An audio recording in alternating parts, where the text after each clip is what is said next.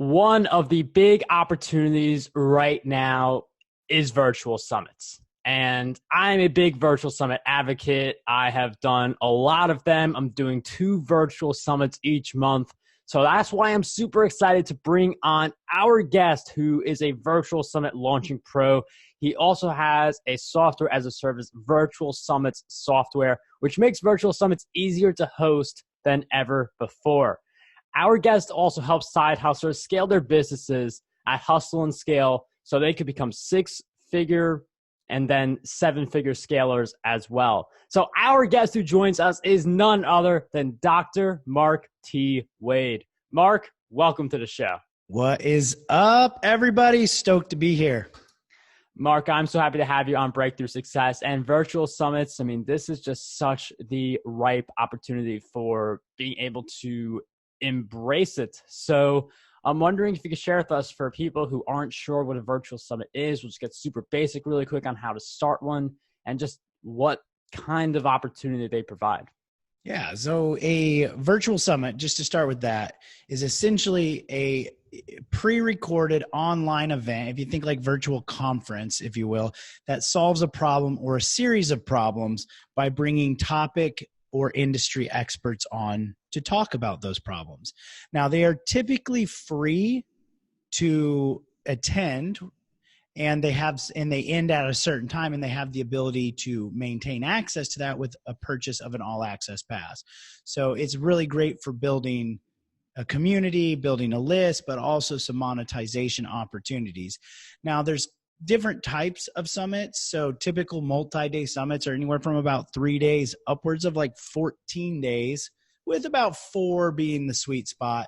And they can have anywhere from around 20 speakers upwards of like 80 speakers, with around 35 being the sweet spot. So it's a pretty incredible way to get your message out to the world. It's also what I call a collaborative marketing strategy, because you're leveraging the expertise, the credibility, the audience of the experts that are on your summit. Now, there's different types. That's a multi-day summit. We specialize in the 1-day summit, which is just like it sounds. It's 1 day, but it doesn't mean it's a full day in content. It just means that your audience has 1 day to consume it. And it has anywhere from about 5 speakers upwards of 15, with like 8 to 10 being the sweet spot. So much, much less, as you can see. It's like going to be much easier to put on, simpler. But the reason I really like the 1-day summit, I love multi-day summits. We run 2 to 4 multi-day summits every year, 4 to 8 1-day summits, and at least 1 summit series. But the reason I like the 1-day summit is because of how tactical you can get with it. Essentially, if you have depending on whatever promotion, campaign, or objective you have in your business, if you put a 1-day summit on the front end of that, it's going to increase the conversions to that next promotion, because it's increasing know, like, and trust, as well as motivation and engagement.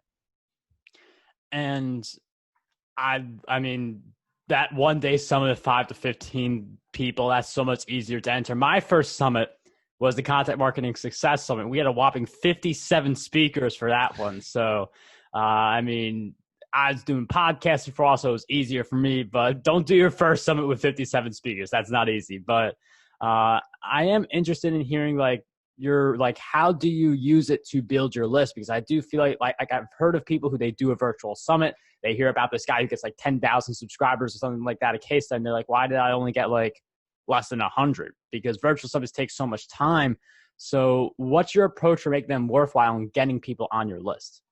The first thing I'll say is it really is not about the size of the list. It's kind of a misconception. Everybody is assuming, we hear it so much from influencers and gurus. They got 100,000 people on their list or 500,000 people on their list. And we all think we need to have a big list to be successful. My first $136,000 launch came from a list of 900. Literally 2 months ago, I ran a summit, which was a niche within a niche, and it did 1,700 leads, which is not bad at all, but it did almost $200,000. So the point is, don't worry about it being a 10,000 or 20,000 person summit. Now, that's possible. Like, we've run 30,000 people summits, but it's also a big headache too. It's a lot of customer service you're dealing with. So what I would suggest, and we'll get into exactly how to get the traffic, but what I would suggest is first mindset here is understand most of the live conference, like in-person conferences in the world, are under 1,000 people, and about half of those are actually under 500 people. So if you got 500 to 1,000 people on your summit, you're like on par with most live conferences, in-person conferences. If you get over 1,000, like that would be an event host dream come true. Sponsors would be lining up for their booths, to pay you to be on it. So remember that. Keep that mindset. The most important aspect is understanding who you're serving and why. Okay. So you got to think before we actually get into driving the traffic for the summit, you got to start with why are you doing the summit? What's happening after your summit? Do you have a course? Do you have a coaching program? Do you have a mastermind or a membership? Whatever you have that is the reason you're trying to build this audience, you got to start there. That is a solution. Inside of that solution, you're solving problems for your audience. So pick 1 or 2 or 3 of those problems, and that's what you're going to design your summit around. And you need to be more specific, more narrow, more niche than broad. Because if you go broad, and this is one of the reasons I like the one-day summit, is because you get to be super specific. What happens is we're becoming ninjas at deflecting information. People are like, boom, boom, bang, bow, it's like not today info. So you got to be really good at getting that. It's got to be specific. They're going, I have a problem. I'm looking for the solution to that problem. Okay, that's interesting, but it doesn't solve the problem. Not interested. So the more specific you get, the more it's going to bring on a qualified and engaged lead. Okay. So it's going to have less leads. You're going to have less people on that summit, but they're more qualified. They're more engaged. That converts into more money on the back end. So you start with that. Now, when you actually set it up and you run it like that, you have it more specific, more narrowed, more niche, and you're solving the problem. Now this audience that you bring on, again, 1,000, 500, 5,000, whatever, is going to convert into cash. Otherwise, a lot of those summits, Mark, like we both know about, that have done 10 and 20,000 persons virtual summits, they've made less money on those than some of the summits I've done that have had 1,000 leads on it. So I just want to clarify that before we kind of move forward into this. That's a good point. And I do feel like you could have some like super affiliates. Like I feel like those are the types of summits that get those numbers. You're also running, I feel like you got to run Facebook ads and stuff like that to be getting that type of an audience. So with the one-day summit or with even a multi-day summit, getting a few hundred or over 1,000 attendees, I mean, that's something you can do without running a single ad.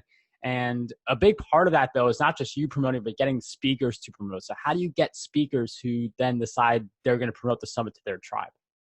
The most common mistake summit hosts make when trying to get speakers is thinking, I want to get the influencer. I want to get that big name. I want to get Tony Robbins, Lewis Howes, John Lee Dumas, whatever. And they think that that's going to build their summit because they're like, well, that person has a big name. Everybody knows them. And they got a huge list.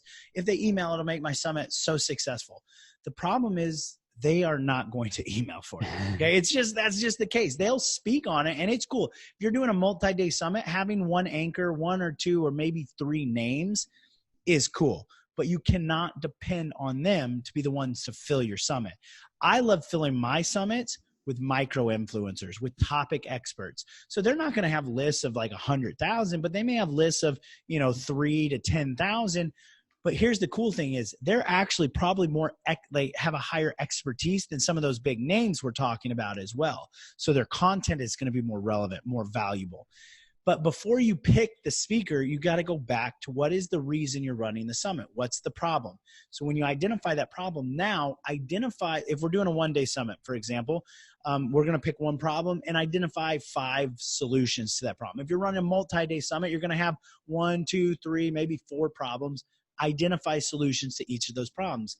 Those solutions become your sessions. And that then identifies the speaker you need to have on it. So now that you're more clear on who the speaker is, you're getting a speaker because they can speak on this topic, not because they have a name or a list.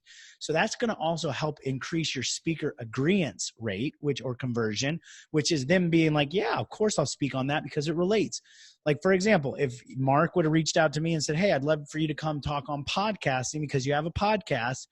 it's true. I have a podcast, but I don't speak on podcasting. I speak on summits. So if now when you come to me and say, Marc, I want you to teach on summits, it's like, heck yeah, that's my zone of genius. It's my passion. So I'm down to do it. It's going to be the same for the speakers you're reaching out for. Now that they're saying more are saying yes, here's a couple of the keys to get them to promote. You've already increased the likelihood because they're a micro influencer.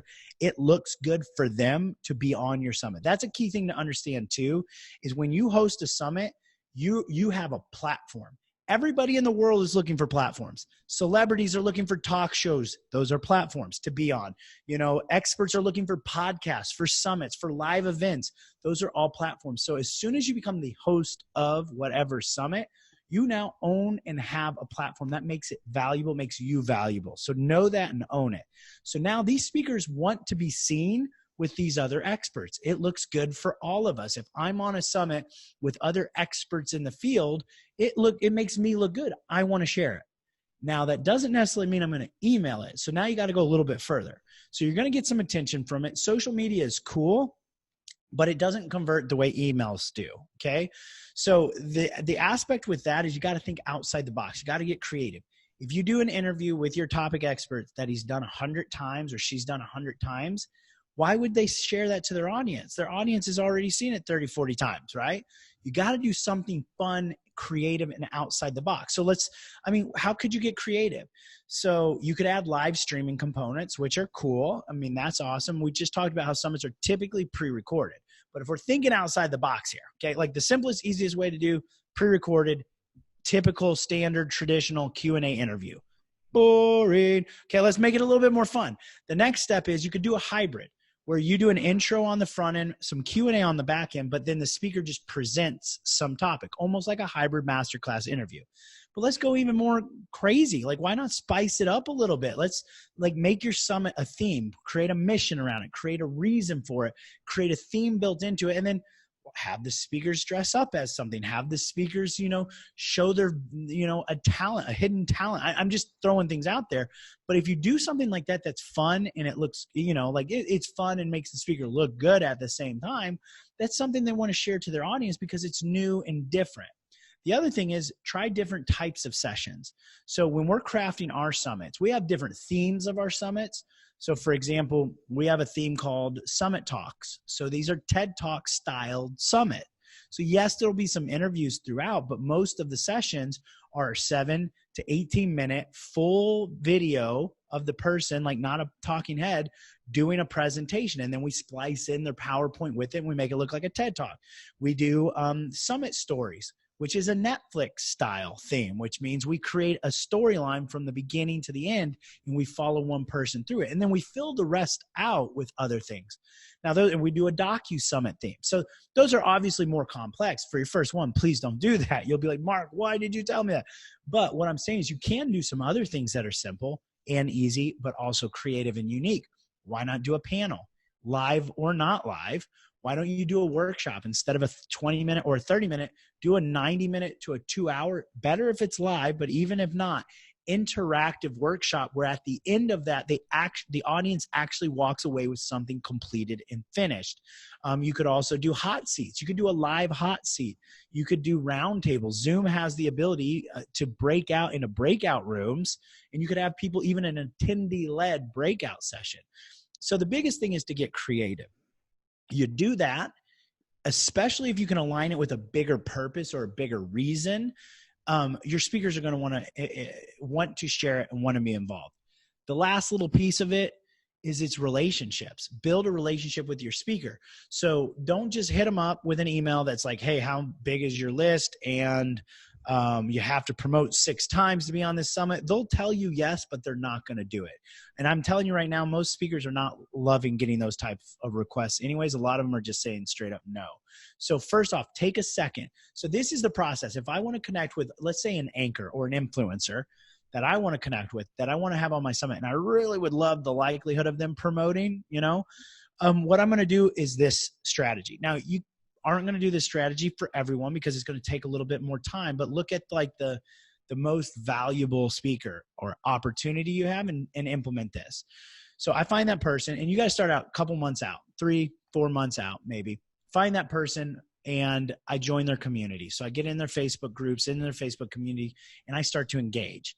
When they post stuff, I post relevant. I respond relevant. I show them that I've heard what they've said. I've processed it, and I'm grateful for it. I buy something from them. I become a customer. Now, you don't have to buy their $2,000 course. You can buy their $27 intro thing. But as soon as you become a customer, you're at a whole other level than everybody else. We all take care of our customers. So as soon as you've done that, you're at the next tier. So then you're engaging in their group. Trust me, if you're posting positive stuff and engaging on a regular basis, it could be daily or it could be like once a week. But as long as you're doing it consistently, influencers, they recognize that. We're so used to seeing criticisms regularly that when we see a positive message, that's an interrupt. That's a pattern interrupt for most influencers. You're sitting there thinking, oh, they get 10,000 posts a day.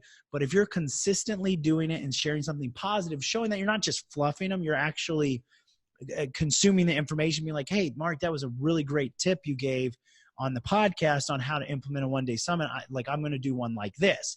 That stands out to us. We know you're actually paying attention. Then you send an email to them, and it's going to go to their gatekeeper. It's going to go to their assistant. But here's the key.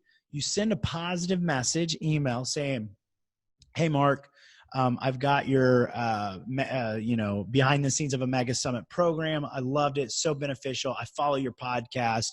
It's been incredible for me. I'm working on a summit right now, and I wanted to reach out and say that I am very grateful to be a part of your community. Thank you. No ask, just a compliment. Those gatekeepers, those assistants, they're the ones seeing the negative emails, the people that are upset because you posted the wrong pronoun or something, like you've done something. Like, the people are angry right now. And so people are voicing that through emails, and those assistants are the ones seeing it. So as soon as they get a positive message, they get excited and they want to show you because they're like, look at this, somebody said super positive things. So that gets through the gatekeeper, through the assistant quicker than anything. Then you follow up again a week, 3 to 7 days after that with your ask. And again, same thing. I'm a big fan. I'm a part of the community. I'm a customer, and I love what you just posted last week. Make it relevant so they know that you know what they're doing.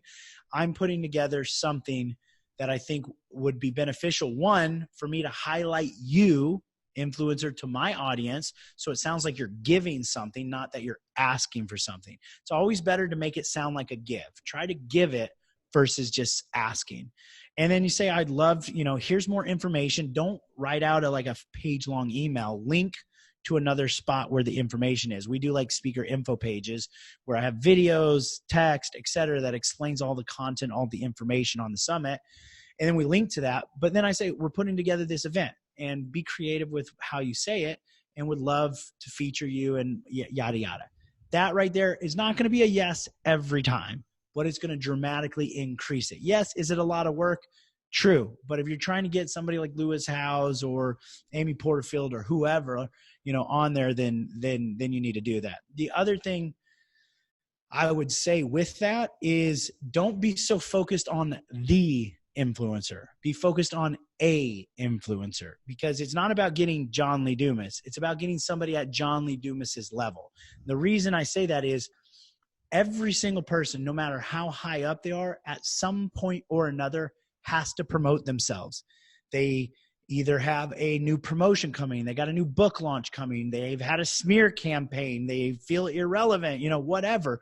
Two perfect examples of this is 4 or 5 months ago now.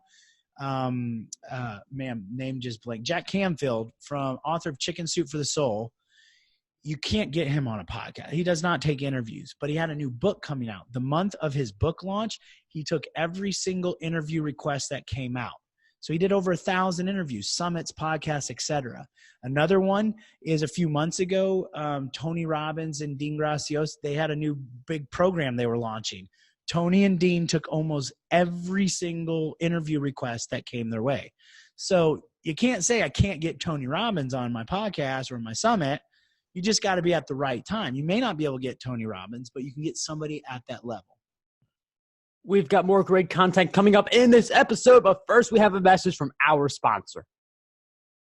Have you wanted to train your dog but didn't know how or even where to begin? The book from Northern California renowned dog trainer and author Steve Ryder, From Sit To Gundog, is the resource you have been looking for. From Sit To Gundog has been a year in the making. This must-read book was written for anyone looking to train their next hunting or family companion. From basic obedience training to hunt training, From Sit To Gundog takes you every step of the way. Steve Ryder has always said that beside every well-trained dog is a happy and proud owner. From Sit To Gundog is perfect for every dog owner and makes a great gift for the dog lovers in your life. From Sit To Gundog, from author and dog trainer Steve Ryder, is available on Amazon, BarnesandNoble.com, and the website dogsofthefeather.com. Available in hardcover, paperback, and Kindle editions. Order your copy right now. From Sit To Gundog, from author and dog trainer Steve Ryder. And I really love how the focus here that Marc is saying is build the relationship deeper. I mean, some people you can go right up with the ask and you can invite them to be on your summit and they will. But for people who you want to have on your summit and maybe you've known them for a bit, or they're like someone who you really want to have and you have time to build relationships, you can buy someone's book or program or whatever it may be. So you're elevated on that whole new level. Now, it is interesting. You were mentioning earlier, like not getting a whole ton of attendees. I know it's on par with like what you would see in a conference, but like you're still getting a few hundred attendees. You're making a lot of revenue though. So how does that happen? What does your upsell order sequence and different products look like? You can definitely have more than 100. I'm not saying your summit should only have 100 people on it. Like most summits, so anything over 10,000 is like a 1% summit. Like anything over 10,000, you've done a summit that's like in the top 1%. There's on average, or there was last year, on average about 35 to 4,000 summits a year. This year, we're seeing a dramatic increase in that because everybody's going to virtual events. It's probably going to triple this year. The point is, like I would say a middle ground is around that 5,000 mark. Now, a big chunk on the bottom side are under 2,000. So that's just kind of letting you know where it falls, especially if it's your first summit. But if it's your first summit, what I say with that is don't focus on most summit hosts, when they set up their first summit, they focus on it being perfect. Your first summit is not going to be your best summit. Your third summit will be your best summit. And then your sixth summit will be your best summit. So don't worry about it being perfect. Worry about being proud. If you're proud of it, go forward with it. Don't wait till it's perfect. Now, with that being said, you can monetize it. It starts, again, like I said, end in mind. The more aligned that problem is with the post-summit offer, which we'll talk about here in just a second, the more aligned that is, the higher the conversions, the more money you're going to make. So on average, a typical summit, depending on the offer, depending on the audience, can do easily between $2,000 and $10,000. I mean, that's pretty common. And the cool thing with the summit, if you're not running ads, it's called a self-liquidating offer. It's one of the only marketing strategies in the world where you can not pay money, build an audience, and make money. Like it just doesn't happen anywhere else. Like the summit I did that had 26,000 leads on it. I didn't pay, or actually we did $3,000 in ad spend. But if I wanted to buy 26,000 leads, it would have been over $100,000 in ad spend. So with that being said, your offer needs to align with the problem. So we call it a summit offer. Typically, you're going to have 2 to 3 tiers of that offer. A lower end tier, which is just going to be what we call an all access pass, which is ongoing access to the summit interviews, to the videos, to the sessions. Now, the other offer, the higher offer, let's say 167, the other one's like 119. Okay. The other offer, what I recommend is don't make it about the all access packs. Make it something, a program, a solution to the problem that the summit's based about. And you can also reach out to your speakers and have them provide something and position it as almost like a step 1, step 2, step 3 to getting that solution. So like my summit that we did, Summit Scripts, was email copy for virtual summit hosts, right? So a niche within a niche. The offer was getting access to the summit speakers or to the people's email copy, right? So that aligned directly with what the problem was that the audience had. So that's step number 1. Now, I always say your summit is not your monetization strategy. It's your relationship building strategy. Your summit is where you build a relationship with this audience. It's where you create know, like, and trust, get them engaged. And now after the summit is where we continue the customer journey. This is where what we call the post-summit profit strategy. And honestly, you can do about anything as long as it aligns with that problem. But our process is we go from the summit, what we call magnetize, attracting an audience, to the next step is monetize, which is a single solution to a problem, usually an info or digital program like a course, medium priced. Your summit is going to be the lower tiered price. And then the next step is the maximization. This is our transformation step. This is a higher ticket offer, and this is where we create the whole transformation. Now, keep in mind, I'm a huge nerd. You probably all realize that by now. I have 2 doctorates. You don't get 2 doctorates unless you're a nerd. And I nerd out on summits too, but I love the psychology of the summit. And so what I'm actually talking about right now is the normal human mentality of a buyer mentality, psychology. So this is psychology of a buyer mentality. So it goes from magnetize. You take a cold lead and turn it into a warm lead. Then you monetize. You have a single solution to a problem. You're not trying to solve everything. You solve one thing in a bite-sized chunk so they know you can get them results. And then they go from a warm lead to a hot lead. And that's when they go into, or not hot lead, but a hot customer. That's when they go into the transformation. So this is a high ticket offer. So maybe it's a certification, one-on-one coaching, group coaching, mastermind, a live event, whatever. And then from there, you go into membership or multiply, which is the membership. This is your reoccurring revenue. So this is now you've solved all the problems. This is where now they've built a relationship with you. They don't want to go build a relationship with somebody else. They trust you. They just want to keep coming back to you for the information. And you don't have to have all the information. You just need to be the place they get it. So that's when you bring other experts on to teach different topics outside of your expertise. So that's what we call the customer journey or the post-summit profit strategy. And with that customer journey, specifically for the post-summit, because there's a post-summit strategy and then there's after the post-summit sequence, then it could be like affiliate offers, books, and other stuff like that. How long do you carry out the customer journey post-summit? Is it 2 weeks of emails, 3 weeks? What's your approach on that? So the communication sequence we do is I'll start it from the summit. They opt in for the summit. We start our email communication. We have a forward facing and a countdown sequence. So we have 2 sequences. Forward facing is an indoctrination sequence that just builds relationships, gets them on board. Countdown sequence is the technology aspect, like anything they need to know, plus any kind of early bird offer. Then you have the summit live sequence, which is 2, 3, 4 emails during the summits, each day of the summit. And then you have the last chance sequence. So that's like the summit's closing or ending. This is your last opportunity to get the offer. And you can have all kinds of different offers, from diminishing bonus to incremental price increase to literally just last chance. And then from there, we move into the post-summit profit strategy. So I like to have what we call post-summit engagement strategy as well, something that keeps the audience engaging with me for about anywhere from 3 to 7 days. And there's no exact number. It's just kind of like, how quickly do you need to get your revenue going and how much time do you have, like kind of deal. So 3 to 7 days they're engaging. Usually we'll do an engagement strategy like performer or self-discovery or, something that they do and then they report back type of deal. Then, we're communicating with them during that. As long as you have a reason that's valuable to them to communicate, it's okay. They don't mind getting an email every day or every other day about that, as long as it's something that they're engaging with. Then we go into that monetization. So then we send out anywhere from, depends on, is it a full-blown launch or is it like a flash sale?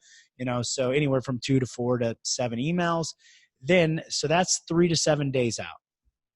Then we go to the maximization, which is the high ticket. So from there, that'll be usually anywhere from 7 to 14 days after. So we still engage, but not every day. So now we're sending out maybe 2 to 3 emails a week for that 7 to 14 days, that 1 to 2 weeks. And then we go into a full-on launch.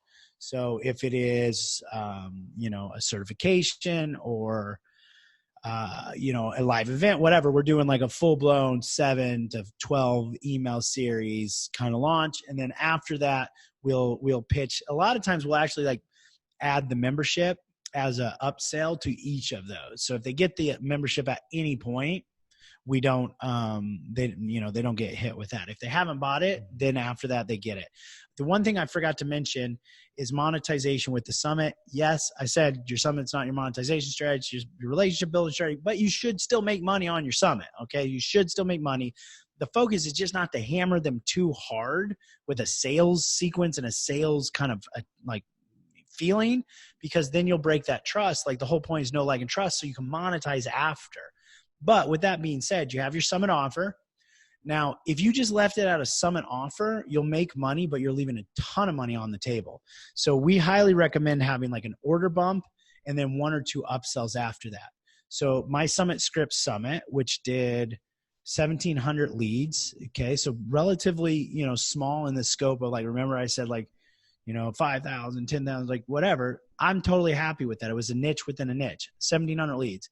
The summit itself, like just the summit offer, did around $14,000 or $15,000. But with the upsell order bump, we had 2 upsells on the back end of it. It did a total of $25,000. And then when we took that to our post-summit profit strategy, it did over $170,000, or I think it was $160,000. So total almost $200,000 from an audience of 1,700. Wow. And I know you have Virtual Summit software, which is monthly, so I'm sure that just compounds the revenue.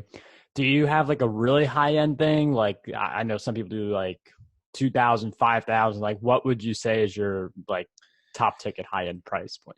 My product suite for my company. So it is important to have a product suite. And as you get in business, or you're in business longer, the important thing not to do is not to confuse your customers.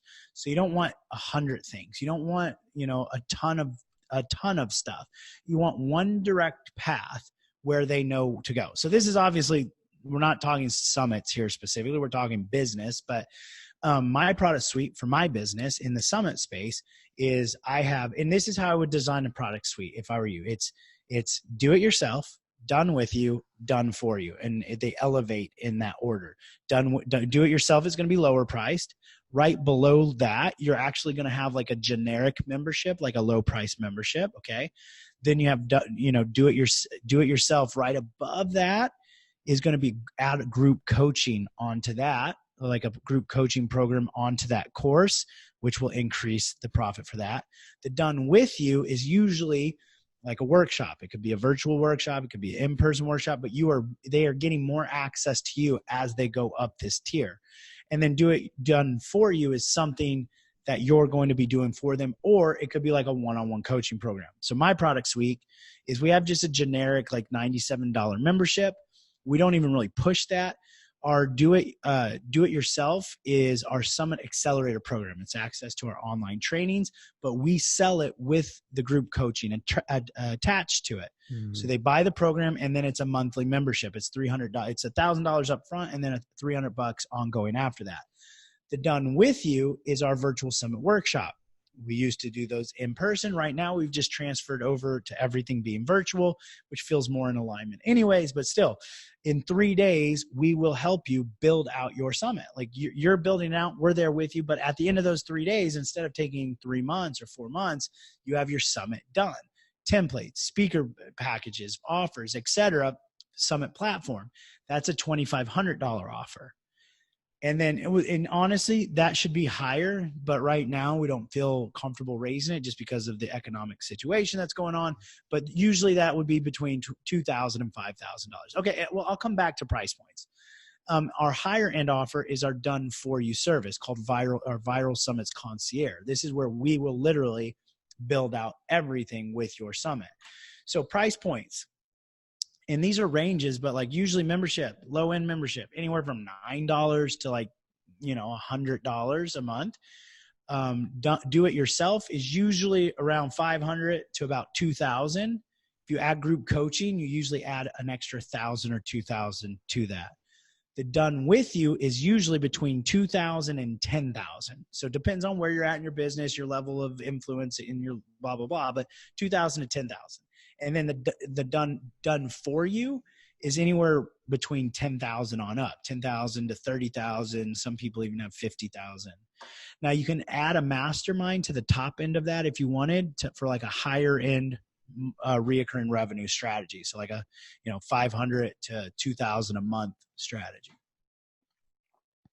And I really love how you break that down. And I mean, I feel like we've found all the different things from starting a summit to getting leads for a summit and having that profitable summit, because I do agree, like it's all on the back end. Like you do get virtual summit, all access pass or lifetime pass sales, but it's stuff on the back end where you hear about these people making a lot of money through virtual summits. They're selling something on the back end. And if you do connect it to the summit, like Marc is saying, I mean, a few hundred super targeted, super engaged attendees, which pretty much is what any virtual summit attendee is.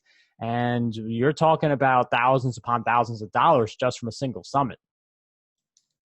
Absolutely. That's the key right there. And do you find it more difficult to do marketing for a one-day summit versus like a 2 or 3 day summit since you have fewer speakers, or do you see yourself just fine even in that scenario? Marketing's easier because messaging is clear with a one-day summit. However, when it comes to audience size, you're obviously going to generate less of an audience with a one-day summit than with a multi-day summit. Like if you've got 40 speakers promoting, you're going to get more people sign up than if you've got 10 speakers promoting. The thing I really enjoy, here's my suggestion. Anybody who's getting started for the first time, they should just do a one-day summit, because if you do a one-day summit, you learn how it's done. And then if you want to do a multi-day summit after that, it's like a piece of cake. You just add more speakers, you add more components, you got it. But you've done the mistakes and learned the process with 5 to 10 speakers versus with 40, which becomes much harder to juggle. But once you know it, you've got it. But what I personally believe is the best opportunity for brands and businesses right now is a one-day summit series. So you pick the frequency. This could be a limited summit series or an ongoing summit series. Limited summit series, anywhere from 2 to 6, but essentially has an end date. An ongoing summit series is you set a frequency. Maybe it's weekly, maybe it's twice a month, maybe it's once a month or once a quarter, but it happens ongoing forever. But essentially, obviously you can quit it whenever you want, but the idea is to let it keep going. And so you're not going to generate 10,000 leads on that. But if you generate, let's say you're doing it monthly, you generate 1,000 or 500 every month. At the end of the year, that's like 6,000 leads, and you didn't pay for those, and you got paid for those, and you have brand awareness, and you connected with speakers. So it's like win, win, win, win. But even unlike a multi-day summit, which will bring you a ton, bring you a lot of exposure and awareness and attention, it will die off by the end of the year. That's why a lot of most successful businesses, they run a annual multi-day summit, which is very smart. But even in between that, if you had a summit series that happened, every other month or something like that, it continues to keep awareness, engagement with your audience. We're seeing a lot of right now, I'm working with a lot of in-person event hosts to actually transfer. The ones that are having to add virtual components to their business are doing this, but even the ones that are still, they have a in-person event are like, I need to keep engagement with my audience from now till next year. We're in the process of implementing summit series for them to keep that happening. And it's also a great way, if you have sponsors or affiliates, to give them a way to access the audience more ongoing for the year. So you can even increase your sponsorship fees, et cetera. Yeah. And I mean, the great thing about doing more summits is you can be more confident, I expect to get this many attendees, and that just makes it easier to approach sponsors. And I am wondering how you approach them. Like for a podcast, your numbers are pretty set. You keep doing it, but the summit's just like a one-time launch unless you make it evergreen, which is something I like to do. So I'm wondering if you could share with us, how do you go about pitching a sponsor? Do you just share past summit results, or do you say who's speaking? What's your approach for that? Ideally, you'd create a sponsored deck, which outlines who's the audience, what your expected goals are, and the benefits for them being on your summit. It does not have to be all about the list, the size, but remember, most of these exhibitors or sponsors are at conferences that have 100 people or 500 people or maximum like 1,000 people. So if you get more than 1,000 people there, you're doing great. So you can comparatively say, look, you normally pay $10,000 or $25,000 to go to that conference there, and they have 400 people. Well, we anticipate doing 2,000 people or 1,000 people, and I'm only going to charge you 1,000 or 2,000. So there's that option. There's also there's plenty of ways to make it beneficial for your sponsors. Give them opportunities to essentially, what do sponsors want? They want sales. How do they get sales? Exposure to potential customers. So give them an opportunity to speak on the summit. Give them an opportunity to build their audience from the summit. Like, let them give away a freebie for a list builder. Give them a solo email during the summit, or allow them some post-summit opportunities. Like they can co-host a blog, write a blog, or they can do a Facebook Live to the group, or they get another promotional email, or you'll co-host a webinar with them. Like, all of these things are beneficial for sponsors if it's the right audience. So when you're reaching out to sponsors, make sure that the sponsor's customer is directly related to the audience you're going to be building for the summit.